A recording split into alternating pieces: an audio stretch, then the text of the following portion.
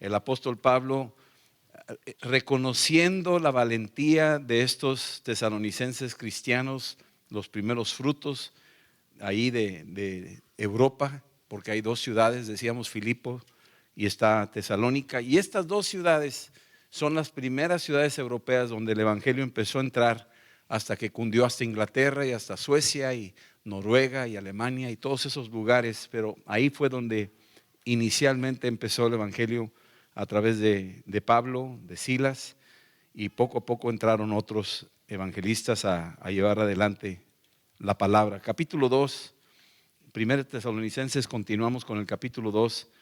Está aquí, imagínate que no hay interrupción en el capítulo 1 con el 2, pero por razones prácticas así los separaron. Originalmente era una sola carta continua, no había números, no había versículos.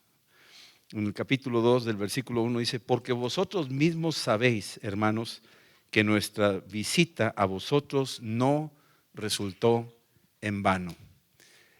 Cualquiera valorizaría la obra del apóstol Pablo o cualquier obra de cualquier misionero. Mucha gente dice es una pérdida de tiempo, es una pérdida de dinero, es en vano lo que están haciendo.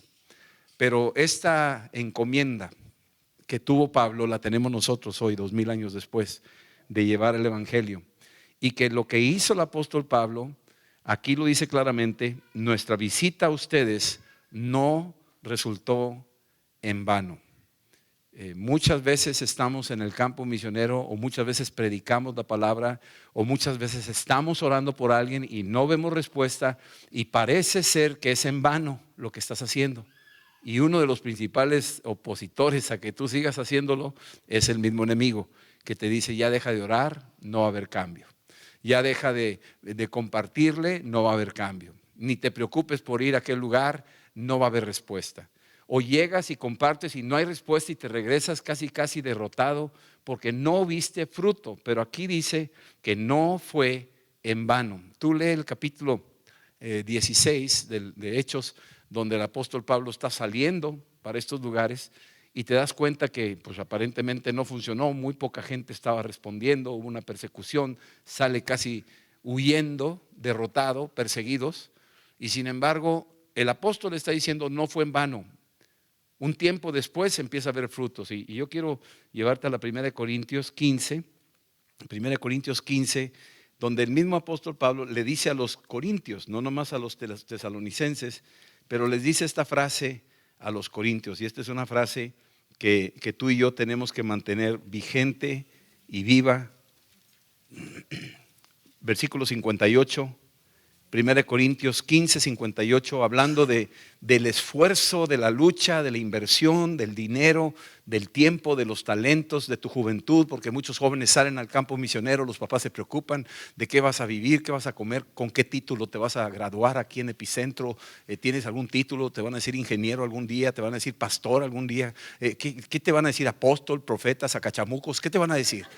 O sea, queremos que te den un título, algo que valga. No pierdas tu tiempo estudiando acá. Es lo que piensan que es en vano. Algunos papás, no digo que todos, pero algunos están tan mecanizados a que si no tiene un título que el mundo maneja, no vale.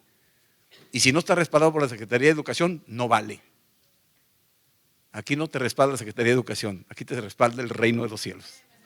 Entonces, si eso nos respalda, pues con eso más que suficiente. No es en vano, no es en vano. Versículo 58 dice: así que, hermanos míos amados, estad firmes y constantes. Esto es lo que los tesalonicenses estaban siendo. Ellos estaban firmes, ellos estaban constantes. El apóstol Pablo estaba sumamente agradecido a Dios por la vida de ellos. Estaban firmes y constantes. Dice: creciendo en la obra del Señor. Aquí hay que crecer en la obra del Señor, y es lo mismo, esta misma palabra es para nosotros esta noche. Estar firmes, estar constantes y crecer en la obra del Señor. Hay mucho que hacer, hay muchas obras. Acabamos de oír de los de Sonrisas de Vida. Fueron, no sé, creo que me decía ahí Rafa, 16 personas o más que fueron a Sonrisas de Vida. No sé si los que fueron a Sonrisas de Vida están aquí. ¿Están algunos? ¿No? ¿No fueron? Bueno, los que no fueron, ni modo. Los que sí fueron no están aquí. Entonces, pero evangelizaron como a 100 personas este domingo pasado. entraron al hospital metropolitano y evangelizaron como a 100 personas. Y yo digo, wow, qué tremendo. O sea, ellos han ido a lugares que yo personalmente no puedo ir, no he podido entrar ahí, no he podido darme el tiempo para ir, porque tenemos otras ocupaciones. Pero están creciendo en la obra del Señor. Dice siempre, subráyalo, siempre, no de vez en cuando. El crecimiento, si estás creciendo es que estás vivo, si no creces es que no estás vivo.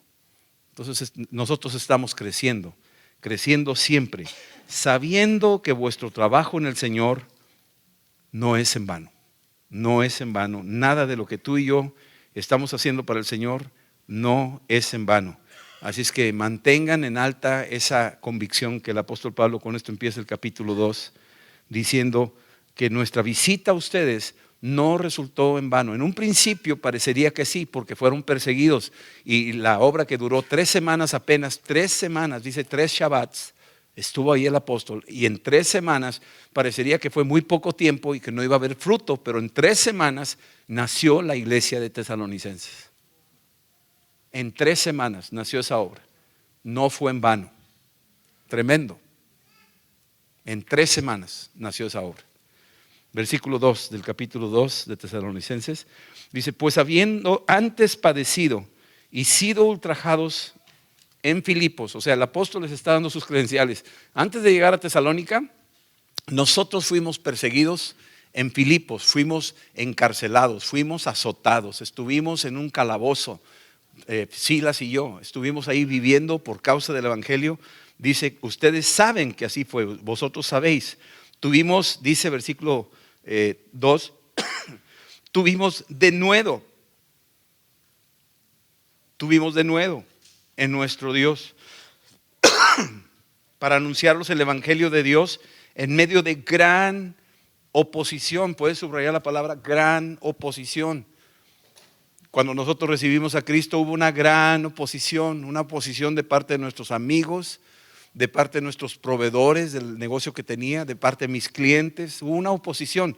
La oposición más fuerte fue la de mi casa, la de mis propios padres, de mis propios hermanos. Una gran oposición, o sea, una resistencia a esto. Acabo de oír un testimonio de un musulmán que se convirtió.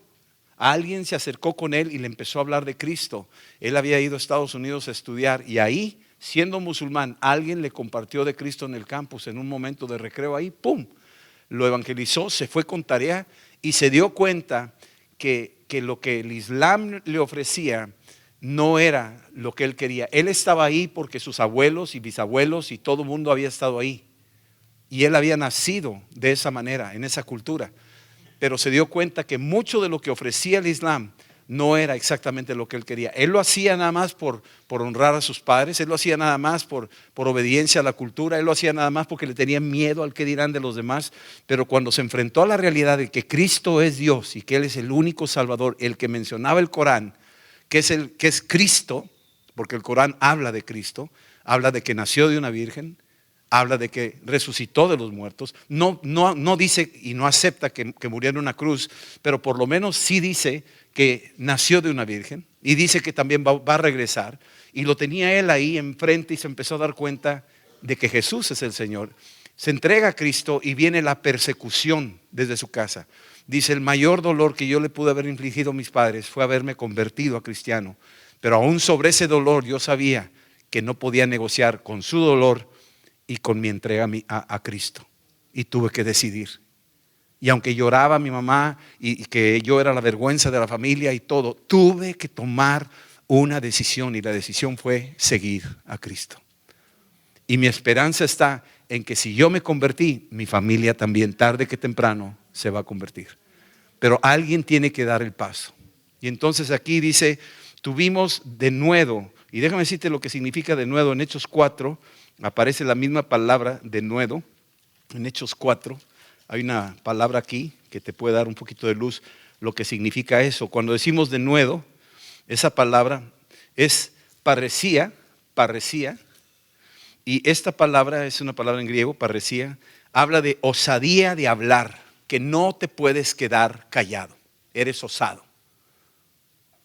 Esteban era un osado, habló enfrente de todo el Sanedrín, eso es denuedo. Pedro y Juan hablaron en las plazas. Eso es osado. No se detenían de hablar. Esa es osadía, ese es un atrevimiento por una convicción. Dice, expresión sin reserva. No tenían reserva. No usaban inteligencia para no ofender y ser políticamente correcto, como muchos ahorita están jugando con eso, para no ofender, y la tolerancia y todo lo demás. Aquí dice, hablaban sin reserva. Era como Juan el Bautista, que hablaba con denuedo y decía las cosas tal cual. No se detenía ante el anuncio.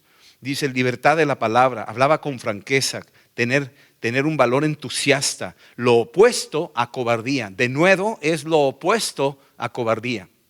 Quedarte callado es cobardía. Hablar es denuedo. Eso es lo que dice aquí.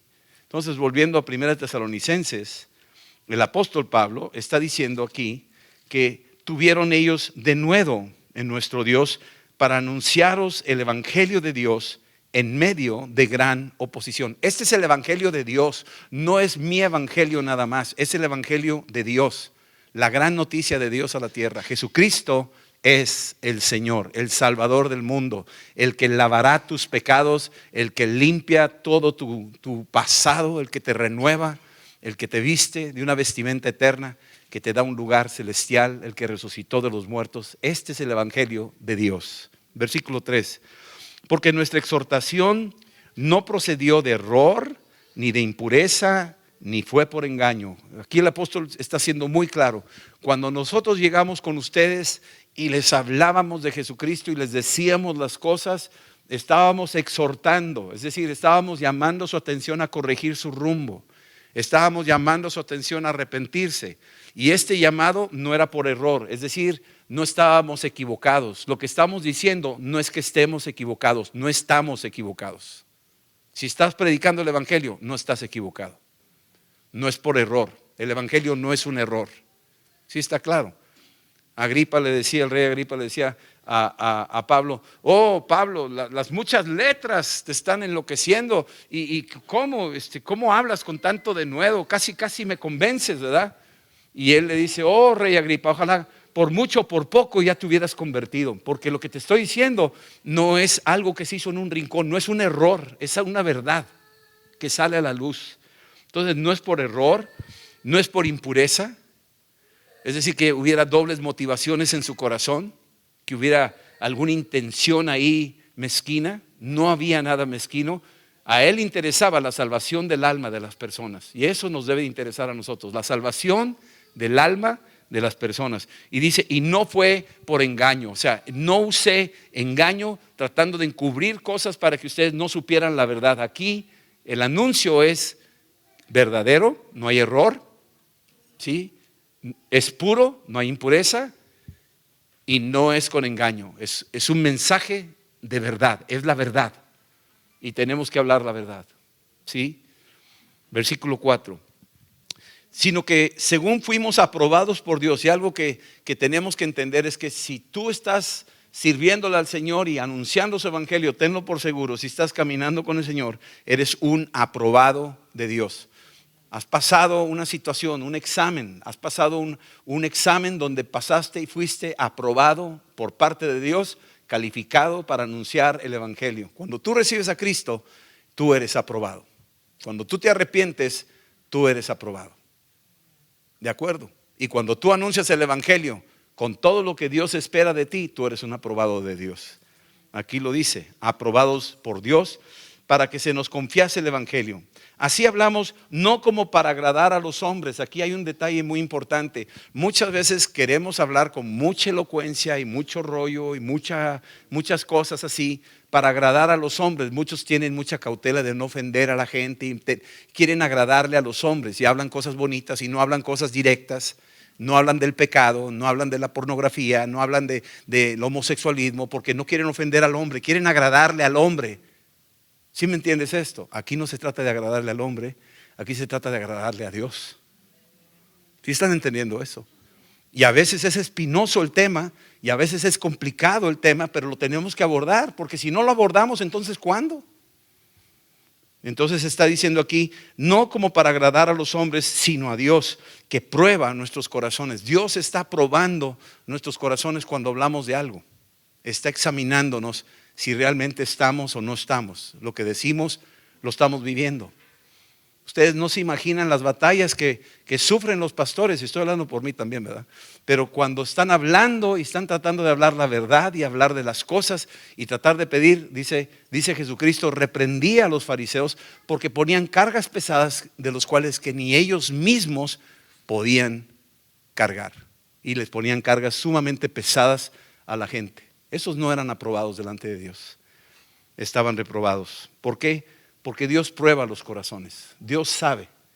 Y es mejor hablar la verdad y hablar lo que sabes que puedes decir y que tú puedes ser muy claro y muy valiente. De nuevo es valentía. Decirlo sin, como decía Febe, sin pelos en la lengua.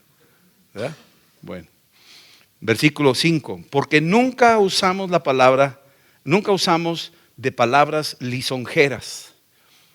Donde te gusta miel en la oreja, como le dicen por ahí, la miel de la oreja, suavecito, no me los lastimes porque se me van despacito y entreténmelos por ahí.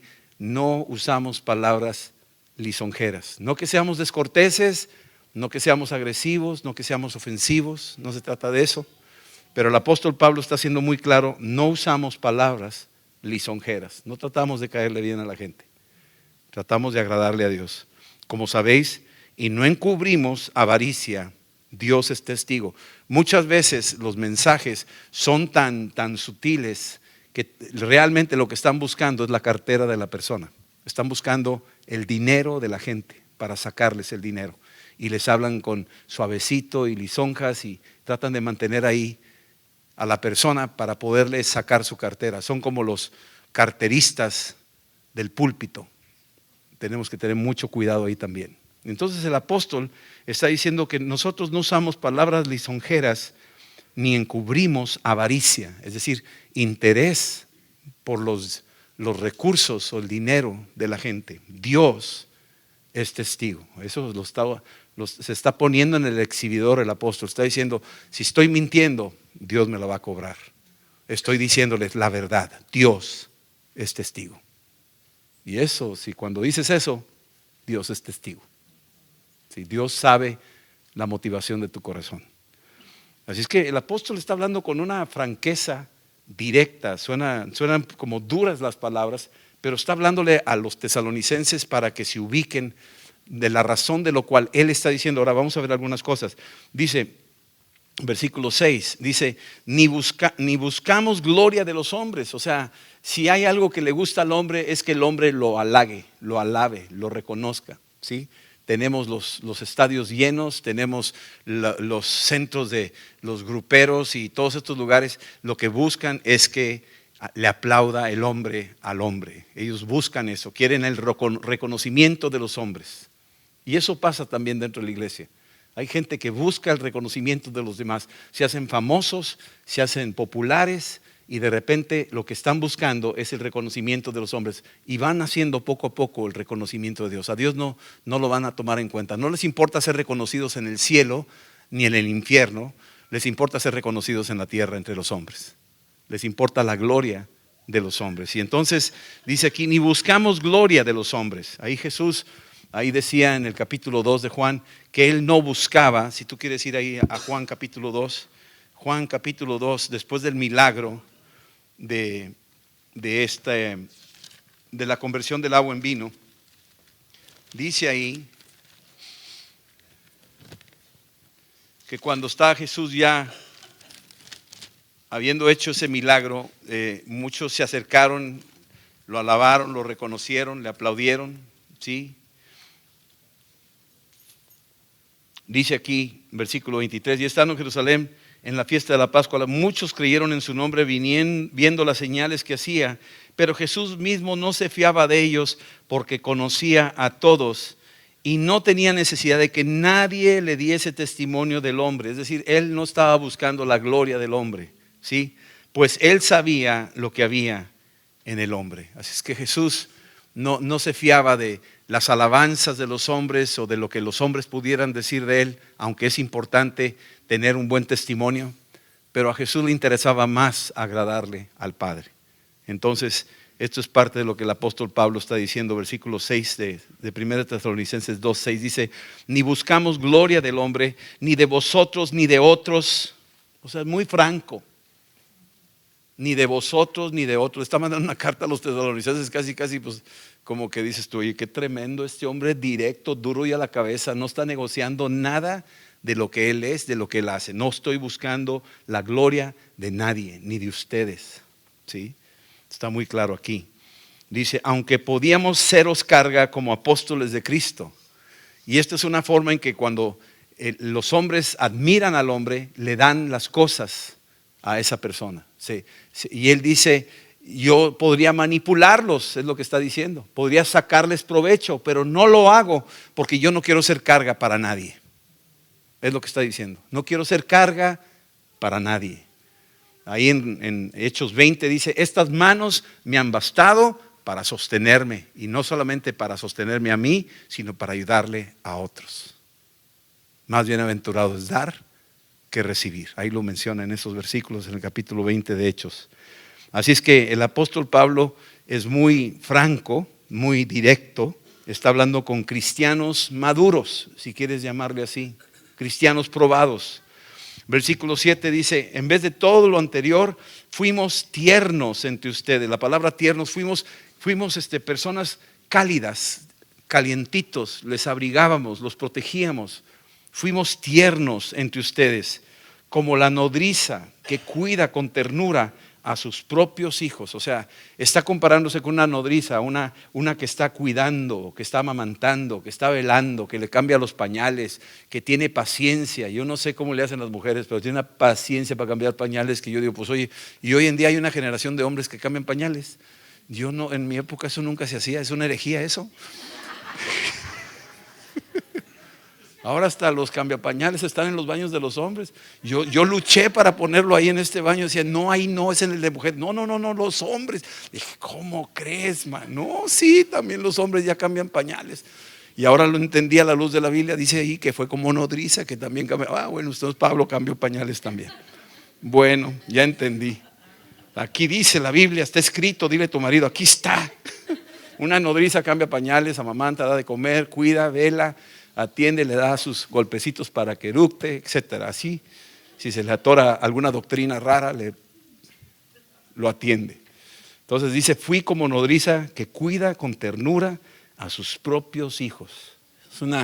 Es una descripción del ministerio del apóstol, de velar por el bienestar de sus ovejas, de su gente. Y después dice, antes fui, en versículo 8 dice, tan grande es nuestro afecto por vosotros. No dice tan grande es mi afecto, sino nuestro afecto. Porque está hablando Silvano, está hablando Timoteo por la pluma que está escribiendo alguien aquí, y es Pablo también. Nuestro afecto por vosotros es muy grande, que hubiéramos querido entregaros no solo el evangelio de Dios, sino también nuestras propias vidas. Y no creo que lo esté exagerando. Está diciendo algo muy verdadero.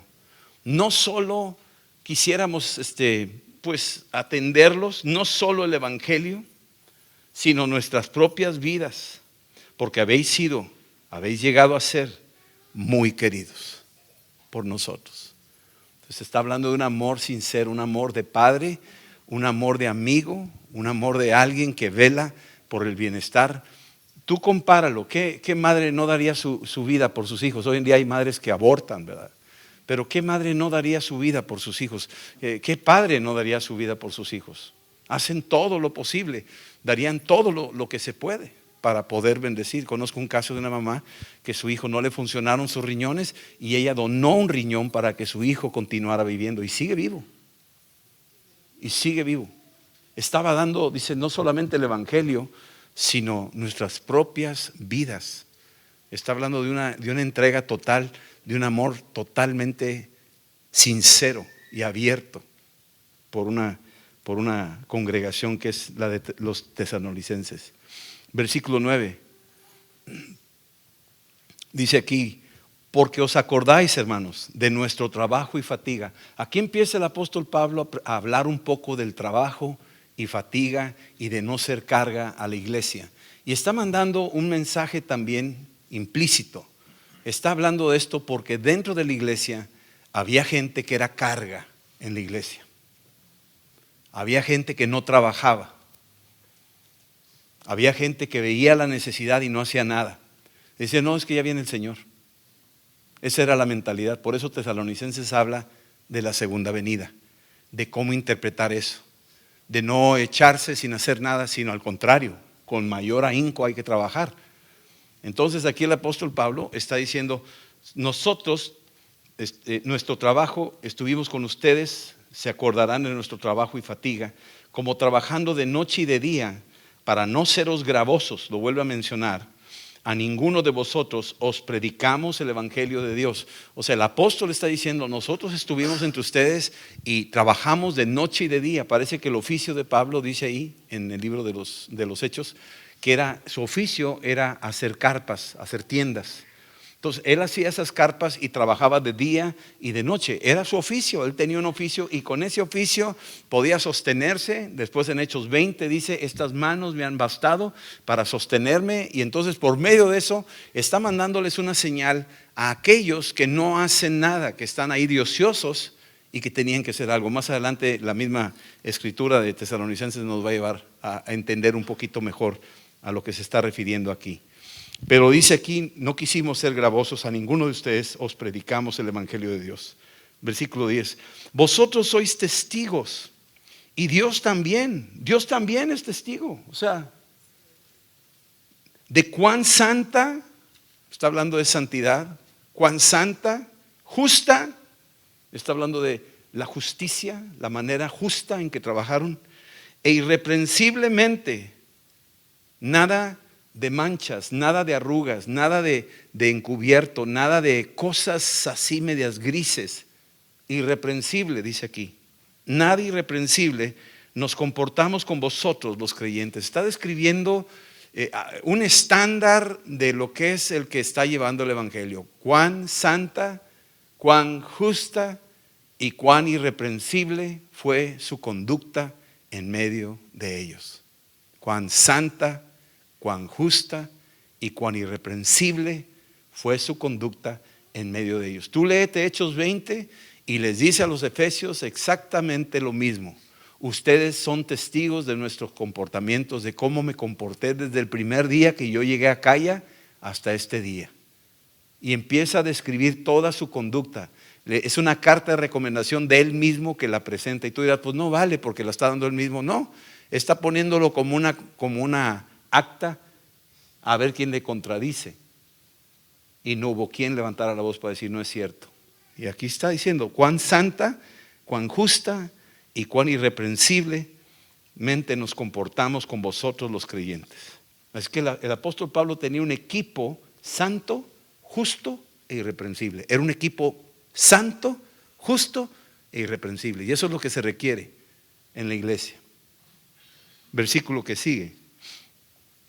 Versículo 11. Así como también sabéis de qué modo, como el Padre a sus hijos, exhortábamos y consolábamos a cada uno de vosotros. Esta es una forma, ahora empieza, ya no habla como nodriz, ahora habla como padre. Y dice, vosotros saben que de qué modo, como el Padre a sus hijos, los exhortamos. Hay gente que se derrite con una exhortación, no les puedes decir nada porque ya no vengo. O ay, me lastimaste, me ofendiste. Y no aguantan nada porque se les dice. La exhortación es parte del Padre. El Padre disciplina al Hijo, le tiene que hablar al Hijo, le tiene que decir las cosas como son. Si no, no es su hijo. ¿Sí? Hace rato estaba hablando con una persona que le estaba diciendo que la disciplina es aplicable para ciertas personas. En cuanto a disciplina, hablando del castigo, de la corrección es para cierta gente. Pero la enseñanza es para todos. Y la enseñanza es una forma de discipulado. Y entonces el apóstol está diciendo, nosotros como padres los exhortamos. Les hablamos, les exhortamos. Así no se hace. Se hace así. Y se tiene que decir. Y a veces como que batallamos y no apreciamos. Pero ya, en mi caso, mi padre ya está con el Señor. Pero yo me acuerdo las disciplinas que me aplicaba y las exhortaciones que me ponía a mí. Y yo batallaba para aceptar sus exhortaciones y sus disciplinas, pero él ya está con el Señor. Y hoy ya, ahora sí que joven fui y he envejecido. No, pues no tanto, no estoy viejo, pero seguimos con eso. Pero ahora volteo y digo, gloria a Dios, porque me estorbó. Gloria a Dios porque me exhortó. Gloria a Dios porque me puso parámetros en la vida, me puso límites que eran muy valiosos. Y esa es una forma de exhortación, el poner los límites en la vida. Entonces Él está diciendo, nosotros les pusimos límites a ustedes, fronteras en las cuales ustedes se tienen que cuidar. Los exhortábamos. Y no solamente eso, cuando se nos iban para abajo y se desanimaban, los consolábamos. Porque a veces se desaniman, a veces se apagan, a veces ya no quiero. A veces les venían los momentos difíciles en sus vidas y el apóstol Pablo no nomás estaba ahí con el chicotito, sino también estaba ahí para consolar. Cuando las cosas no funcionaban, cuando había problemas entre ellos, cuando había persecución, estaban ellos para fortalecer. Pero nunca dejaron de exhortar también. Las dos iban de la mano. Y es la función de los padres, exhortar y consolar. Son nuestros dos recursos para formar a nuestros hijos. Si no exhortamos, pues no los vamos a enderezar. Y si no los consolamos y los dejamos a que o como dicen por ahí, que se laman sus propias heridas y los dejamos a la buena de Dios, pues entonces ¿a quién van a acudir ellos para que alguien los consuele? No somos nosotros, tendremos que ser nosotros para consolarlos. Y dice aquí, a cada uno de vosotros, a cada uno, no está hablando de ciertos, sino a cada uno. Versículo 12. Y os encargábamos que anduvieseis como es digno de Dios. Y esta frase, andar como es digno de Dios. Ese es un mensaje hasta para un domingo. Andar como es digno de Dios. Esta es una frase que nos debe de hacer tarea, producir tarea en nosotros. ¿Estoy andando como es digno de Dios? Y si no estoy andando como es digno de Dios, ¿qué tengo que hacer para andar como es digno de Dios? ¿Qué debo de hacer para andar como es digno de Dios? Es una lucha. Andar como es digno de Dios, puedes extraviarte si no andamos como es digno de Dios. Y pensaríamos que andamos como es digno de Dios y a la hora de la hora nos va a sorprender Dios cuando pensábamos que íbamos por un camino y el Señor dice, no era por ahí, nunca fue por ahí, era por acá. Entonces necesitamos la palabra, el Espíritu Santo, necesitamos la iglesia, que también el cuerpo de Cristo nos ayude a andar como es digno de Dios. Necesitamos escoger modelos de otros que van más allá, más arriba que nosotros, que han avanzado más que nosotros, que llevan una carrera que tú los ves a ellos y ellos están caminando como es digno de Dios y debemos de imitarlos y eso nos ayuda a andar como es digno de Dios. Pero si andas imitando a los que no, entonces no vas a andar como es digno de Dios. Tarde que temprano te puedes extraviar. Entonces esta es una frase tremenda en el versículo 12. Y os encargábamos que anduvieseis como es digno de Dios. Era un encargo, era una encomienda de andar como es digno de Dios. El que os llamó a su reino y a su gloria. Dios nos ha llamado a su reino y nos ha llamado a su gloria. Versículo 13. Por lo cual también nosotros, sin cesar, damos gracias a Dios. Y no está exagerando, si está diciendo sin cesar, pues está hablando un hombre que está continuamente agradecido con Dios. Nuestros mayores problemas que tenemos, a veces los queremos evadir o no queremos enfrentarnos a ellos, pero una forma de derribarlos es darle gracias a Dios. Dale gracias a Dios.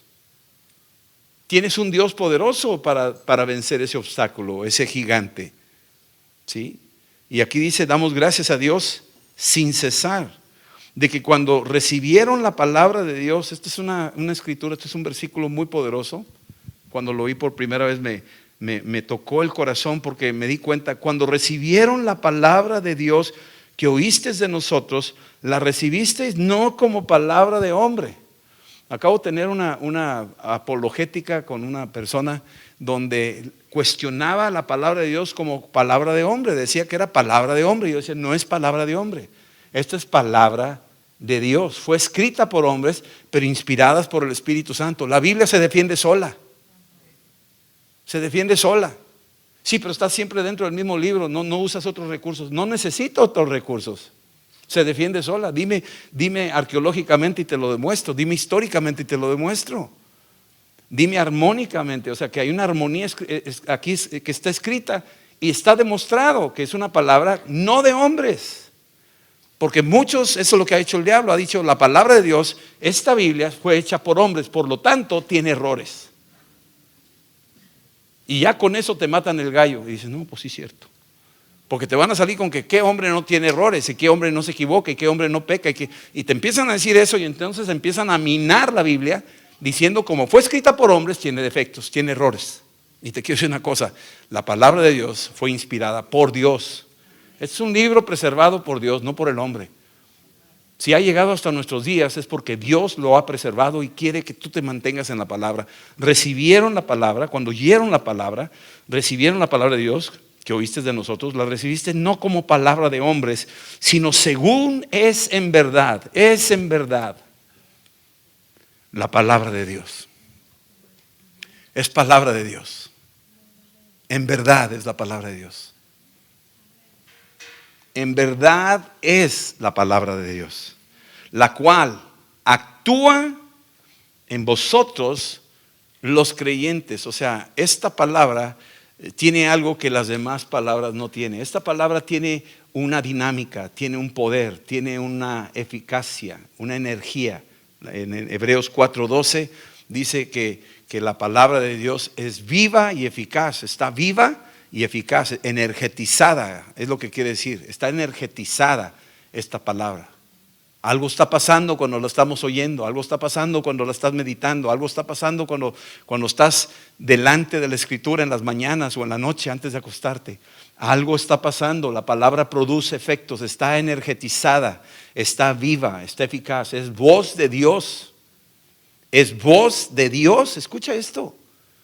Es palabra de Dios. Tú dices, pero está hablando Pablo, está hablando aquí Timoteo, está hablando allá Pedro, está hablando Juan, está hablando Isaías. ¿Cuál voz de Dios? Dios está hablando por boca de ellos. Es el Espíritu Santo que está hablando por boca de ellos.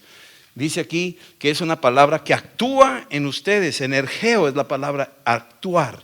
Actúa. ¿Sí? Estas son de las grandes palabras para describir energía en la Biblia. Energeo, actuar, es una palabra poderosísima. Todas estas palabras derivan en una palabra que viene de ergón. Ergón significa trabajo. Todas estas cuatro menciones, hay eficaz, hay actuar, y no me acuerdo de las otras dos, pero son cuatro menciones que se refieren a lo mismo. Energeo. Y la palabra en significa trabajo. Y está trabajando.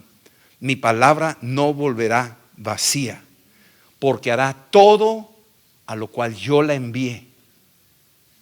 Está haciendo algo la palabra, está produciendo efectos en nosotros. Aún en la atmósfera en la que estamos, no nos damos cuenta del alcance del poder de la palabra. Por eso la palabra es vital y por eso la palabra es la más atacada, la que menos se lee en las religiones del mundo. Se leen miles de otras cosas menos la Biblia. No se lee la Biblia. Y esta es la palabra, energeo. Produce trabajo, produce una obra activa. Tiene un efecto de que esta palabra actúa, quiere decir que va tarde que temprano a producir resultados. Eso es lo que quiere decir, va a producir resultados. Versículo 14. Porque vosotros, hermanos, vinisteis a ser imitadores de las iglesias de Dios en Cristo Jesús que están en Judea. La iglesia de Tesalónica, al ver el modelo que Pablo les estaba transmitiendo una visión de lo que había pasado en Judea, la iglesia de Antioquía, la iglesia de Samaria, la iglesia de Jerusalén. Pablo estuvo en esas iglesias, él estuvo en la de Jerusalén, él estuvo en la de Samaria, él estuvo ahí en Antioquía. De ahí, de hecho, salió. Y esas iglesias, esa visión que adquirió en su tiempo allá, la llevó a Tesalónica y transmitió la visión de lo que vivió él, su experiencia en esas iglesias, y la transmitió. De hecho, la iglesia de Damasco es otra de ellas, aunque no es judea, pero ahí también adquirió mucho conocimiento, y en Arabia también, en esos años que estuvo apartado, aprendiendo más la revelación de Dios. Versículo 14 dice: ustedes vinieron a ser imitadores de las iglesias de Dios en Cristo Jesús que están en Judea, pues habéis padecido de los de vuestra propia nación. Les empieza a decir: miren, ustedes en Tesalónica, cuando nosotros llegamos, nos persiguieron, nos amenazaron de muerte, nos sacaron a patadas de la ciudad, nos persiguieron los judíos, agarraron a hombres ociosos y se vinieron contra nosotros y estuvieron persiguiéndonos. Nos sacaron a nosotros, que éramos extranjeros, nos sacaron. Pero a la iglesia que estaba en Tesalónica, los mismos tesalonicenses atacaron a los tesalonicenses. Pasó lo mismo en Israel. Cuando estábamos en Jerusalén, nos persiguieron los de Jerusalén. Cuando estábamos en Antioquía o en otros lugares, nos persiguieron, nuestros propios nos persiguieron. En Tesalónica, los míos, los judíos de la sinagoga de Tesalónica, me persiguieron a mí, judío. Y ustedes han sido imitadores nuestros, porque a ustedes también los han perseguido los suyos. Y los peores enemigos serán los de su propia casa. Son imitadores. Así es que ahí la llevan. Van bien. Es lo que les está diciendo. No se asusten si les pasa esto. Habéis padecido de los de vuestra propia nación las mismas cosas que ellas padecieron de los judíos. Lo mismo que padeció la iglesia de Jerusalén, lo mismo que padeció la iglesia de Antioquía y las demás iglesias, persecución, cosas que aquí no están escritas, pero ya Pablo está dejando entrever que padecieron. Pero mira lo que dice el versículo 15: los cuales mataron al Señor Jesús. Y aquí tenemos que ser muy cuidadosos de no radicalizar y pensar de que fueron los judíos los que lo mataron. Aquí tuvimos todos verlas en el entierro, todos tuvimos que ver, así es que tenemos que tener mucho cuidado, porque algunos utilizan este versículo para decir que fueron los judíos. A los suyos vino y los suyos no lo recibieron.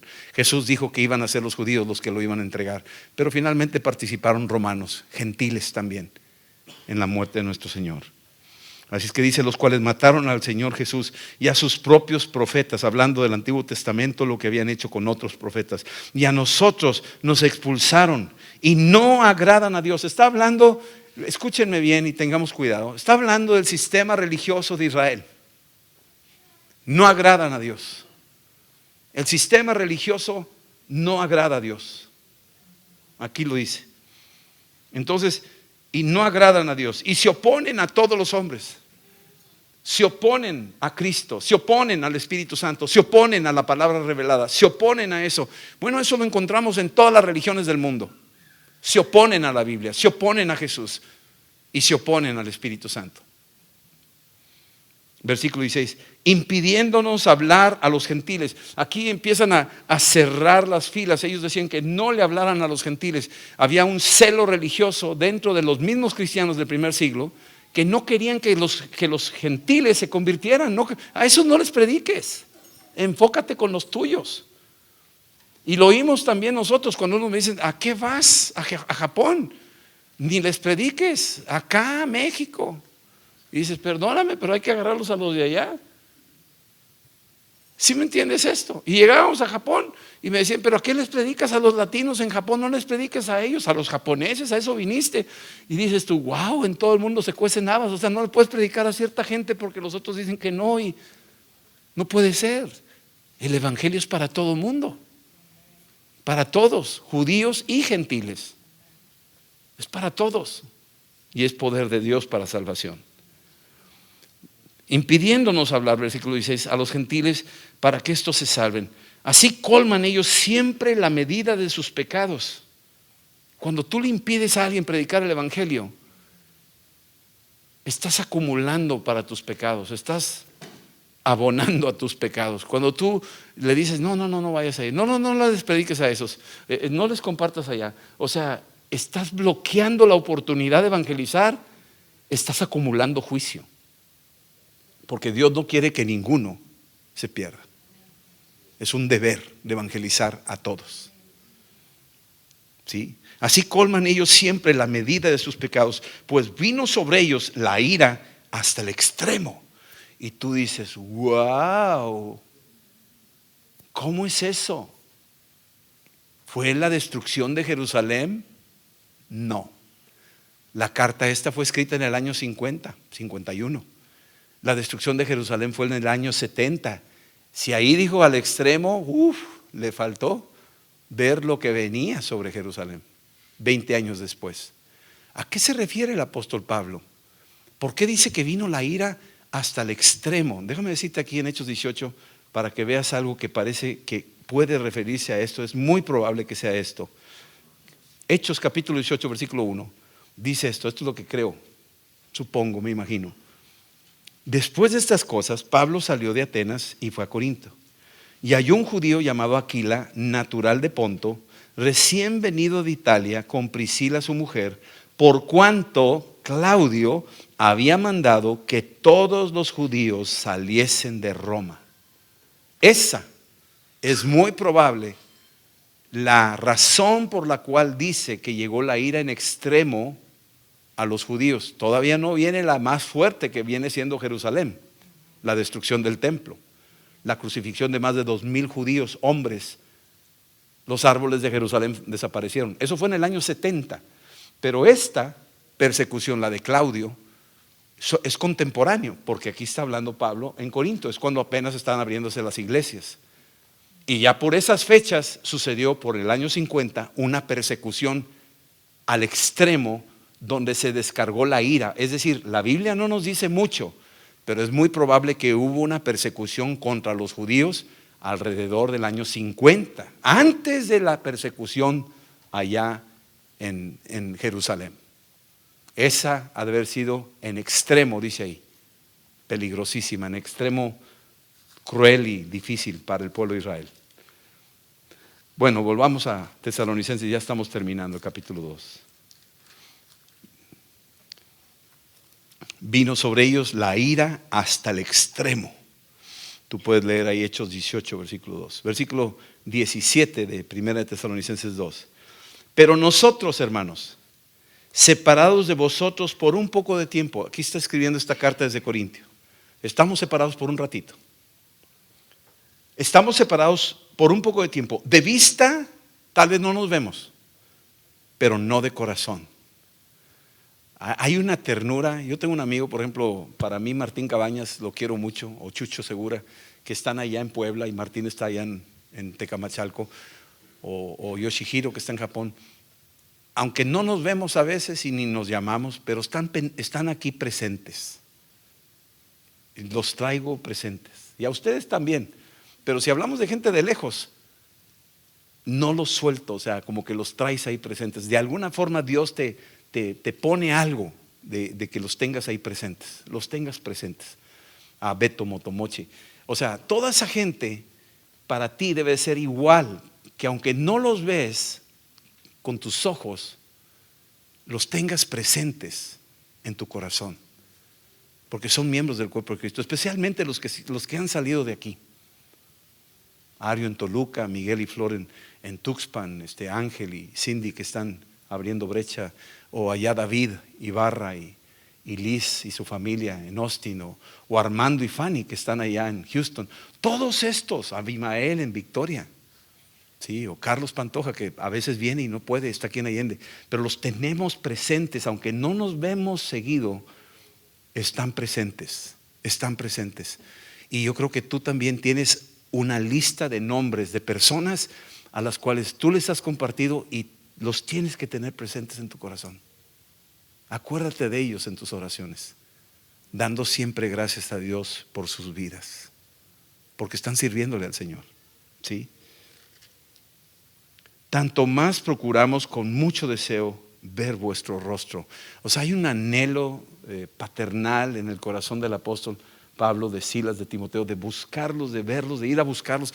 Piénsalo, en aquel tiempo vuelos no había, Skype no había, cosas, muchas limitantes que no tenían como hoy tenemos. Hoy en la mañana me comuniqué con Raúl Reyes, él fue alumno nuestro allá en Puebla hace muchos años y allá está en Alemania y tiene mucho tiempo abriendo la obra y les ha ido muy bien. Y ahí estaba con Maike, que les pido oración por ella, por favor, estén orando por Maike, está un poquito ahí delicada, necesitamos estar orando por ella. Pero viéndolo por el Skype, yo decía, wow, está en Alemania este hombre, ya está hasta el otro lado del mundo. Y poderlos ver, y son gente de veras, que aquí dice, procuramos mucho más ver su rostro. Y claro, pues esa es la forma en que Dios trabaja con todos. Versículo 18, por lo cual quisimos ir a vosotros. Yo, Pablo, ciertamente una y otra vez, yo creo que Pablo tuvo varios intentos de ir a Tesalónica. Una y otra vez, pero Satanás nos estorbó. Para que Pablo haya dicho eso, es porque tenía el discernimiento de que sabía que no era Dios quien lo estaba estorbando, sino era el diablo. A veces el Señor te estorba, como lo hizo ahí en Hechos 16, que les impidió el Espíritu Santo ir a Bitinia, ir aquí, ir allá, a Asia Menor.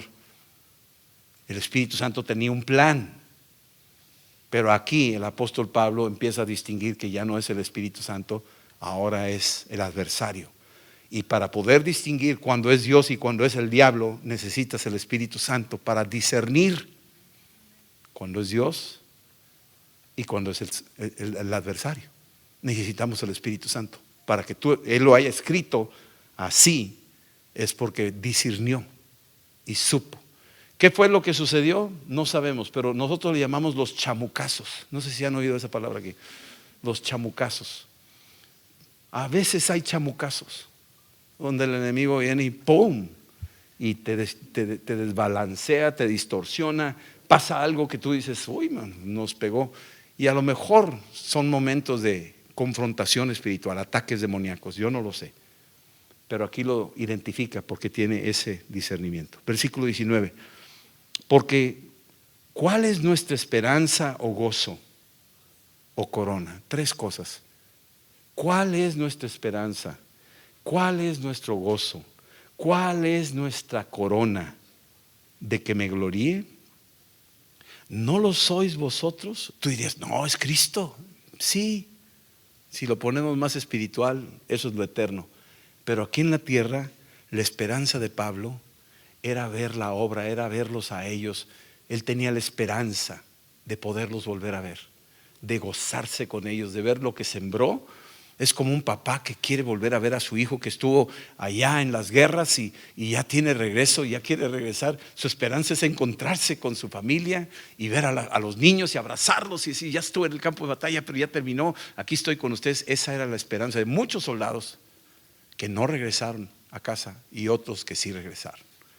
Esa era su esperanza. Su gozo era ese también, poderlos ver cara a cara y volverlos a abrazar y decir, wow, ¿te acuerdas? Mira todo lo que ha pasado y mira cómo han crecido ustedes y mira toda la gente que tienen ahora, qué bárbaros. Este es un gozo. Y la corona, ellos eran una corona. Era como lo que le daban a los atletas, era como lo que le daban a los soldados cuando regresaban de sus batallas y les ponían una corona de laureles. Ellos eran la corona para él. Ustedes son corona para mí. Ustedes son mi triunfo. Cuando yo hablo de Tesalónica, me gozo y hablo de eso y se me llena el corazón y es una corona para mí porque los demás oyen y dicen, wow, este hombre se fue hasta allá y abrió brecha y mira la corona que él tiene, lo que logró allá, wow, o sea, eso era para él su corona, ellos, los tesalonicenses. ¿Sí? ¿No sois vosotros delante de nuestro Señor Jesucristo en su venida? Cuando los presente delante del Señor, cuando venga Cristo y decir, Señor, me diste 5 talentos y ahora te traigo 5 y otros 5. Me diste 10 y ahora te tengo estos 10 y otros 10. Y se va presentando Pablo con todos los que a él le tocó evangelizar, discipular, exhortar, consolar. Y cuando llegue el Señor, se va a dar cuenta que todo lo que él hizo no fue en vano. No fue en vano. Conclusión, sencillamente, hagamos lo mismo. Hagamos lo mismo. Vamos a orar.